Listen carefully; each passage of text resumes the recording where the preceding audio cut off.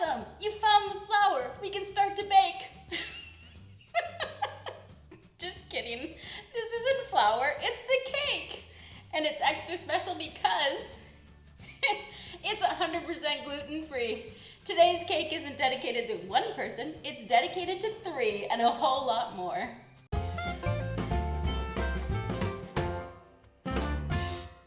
Hi friends, my name is Sherry Ray, and this is Every Cake Tells a Story, where we learn how to decorate together and love others through cake art, because as we go along, we'll get to know the individuals this cake is dedicated to. Today, we'll be hearing the stories of different individuals with celiac disease, because it presents itself so differently in everybody. So today's cake has got to be dedicated to the gluten-free community, their bakers, and Cammie, Scott, and Livia, who you'll get to know a little bit more as we go along. Now let's go spread some love like icing. We're gonna start by piling this cake sky high. It's big, 2 full recipes. After it's all stacked, I'll start carving it down a bit. First, I have to smooth out that initial bump at the top edge of the cake. Bags always have grooves and bumps in them, so this cake needs to have that too, especially at the top where it all comes together. I'll focus my carving up there. I promised several stories today though.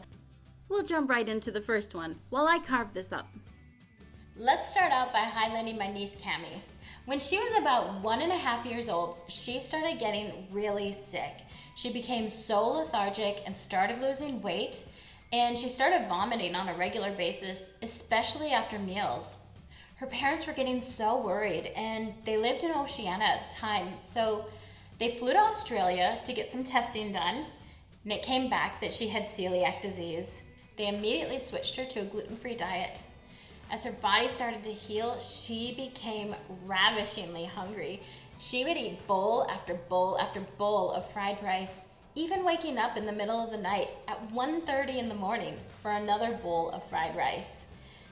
Thankfully, these mini meals ended at about 3 months, and she slept through the night.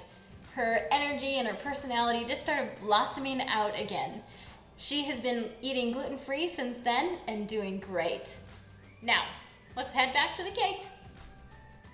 I think I've got the top done now, and I'm ready to add a crumb coat.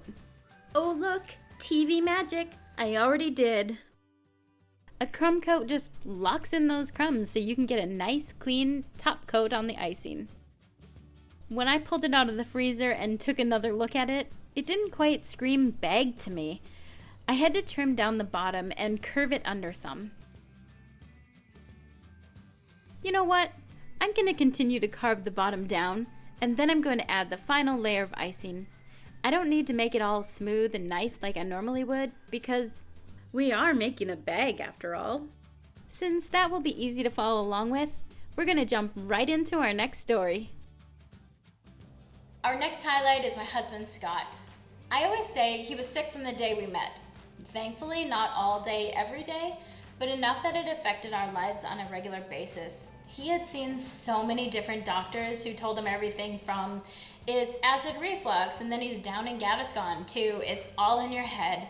And none of these diagnoses helped, especially that messed up head one. That just angered him, right? Scott's main symptoms are feeling sick or nauseated, really tired. I'm talking extreme fatigue. Get that man to bed because he needs to go to sleep right now. He also had constipation and lactose intolerance and some skin issues. Scott ended up having an unrelated minor surgery, and when that happens, your system kind of shuts down. And sometimes, if you have celiac disease, when it comes back online, it can go into supersonic hyper overdrive. And that's exactly what happened for Scott. Now he was starting to feel sick all day, every day, and he started becoming really depressed. Thankfully, Cammie's mom, Liette, suggested he go get tested for celiac disease. Came back positive, and he's now been living a gluten-free life for over 12 years, and he's doing great. What a difference that has made. All right, cake time. I'm going to continue icing the entire cake until I've got it evenly covered. But in this case, it doesn't have to be perfectly smooth again. Let's set this aside and start working on the decorations. I'm going to make the tuft of the bag that's gathered together at the top and set that aside to dry a bit, so I'll roll out some brown fondant. It's going to be a burlap bag, so I've got to add me some texture to both sides of this fondant. It's really easy because I've got an embossing rolling pin. Cut the bottom to give it a flat edge. Then I'll roll it into a circle and gather it up. I've already added Tylose powder to it, so it'll dry faster and hold its shape better. There we go. That looks like the top of a bag. Time to cover that cake with fondant. Texturing the bag too. Gotta pay special attention to the crevices. Trim that excess. Are bags smooth? I don't think so. It needs a seam, like a bag. Then I had to sew it back together. Ta-da! Our sack of flour. Now it's time to glue on the top of that bag. Today, I've dissolved a small amount of fondant into an even smaller amount of water as my edible glue. I'm not going to bother concealing the seam because we've got to tie this sack of flour shut with a rope. That'll hide the seam. But for now, I turned to my Cricut machine to help me cut out a gluten-free symbol. It felt a little bit like cheating. This is a perfect time to pause to tell you, I'd love for you to join us again. Make sure to click the subscribe button. Alright, it's all done and I've got a template. Labels on burlap kind of look like pointillism. Think A Sunday Afternoon on the Island of La Grande Jatte by Georges Seurat. My French is awful. Moving on. I've already started using my edible marker to make this image with lots of small dots.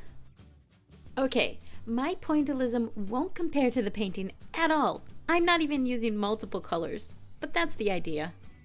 While I'm doing that, let's head over to hear Livia's story. Livia was our sweet little neighbor and my daughter's best friend. She had been complaining that her tummy hurt since she was 2 years old and she wouldn't want to eat. But then the family would go on vacation and she'd be a happy little clam and never complain. She also would wear out really easily. The neighborhood kids could all run circles around Livia and she couldn't catch up. Or if she would go up a couple flights of stairs, she would get winded. Her mom would wonder, what 3-year-old is this out of shape? In addition, she had these episodes of raging and screaming out of control. Her parents wondered, is this a discipline problem? What's going on? They were baffled. It was a shot in the dark, but they went and got her tested for celiac disease. Her biopsy and blood work both came back positive, and she's been gluten-free since then. Her tummy no longer hurts. She can keep up with all the neighborhood kids, and she's no longer screaming out of control. She's our sweet Livia. Guess what? Cake time! ... A bajillion dots. And I've still got to add a head of wheat. Wait. Does that mean this cake isn't 100% gluten-free? Oh right, we'll have a no symbol across it. We're safe. Anyway, while I continue to be inundated in dots, we've got one more story. I told you Scott has celiac disease, but about 5 years ago, I was diagnosed as well. I remember going to the doctor when we were first married because I was having regular diarrhea. That feels weird to talk about with cake right there, but celiac reality. Sorry. Anyways, I went to the doctor and she wanted to try and figure out what regularly meant. So she asked me to chart it. I was like, okay, sure doc, I'll see you next time. Never intending to chart it. Who wants to do that? Yuck. In the meantime, my symptoms continued to get worse. I started getting stomach pains and gas, leg cramps. I had mouth and tongue sores. 2014 was a really rough year, and my symptoms got worse, and I just thought it was all due to stress. But as that season passed, my symptoms continued to get worse. I developed something called geographic tongue. My tongue would get this white outline on it, kind of like a map. In the night, that would disappear and a new one would pop up. It was like discovering a new land every day. When I started waking up in the middle of the night to run to the bathroom, I knew I needed to go see the doctor again. My blood work and my biopsy both came back positive for celiac disease, so I've been eating gluten-free since then, and all those symptoms have cleared up. All right, back to the cake. That makes 2 bajillion dots, and we're done. The clay aisle at the art store is a cake decorator's second home. I love this clay extruder. It has lots of different tips, so it's quite versatile. I used this tip to make the last element, a rope to tie off our bag. It was pretty straightforward. I just loaded the clay extruder with fondant, and it basically did the work for me.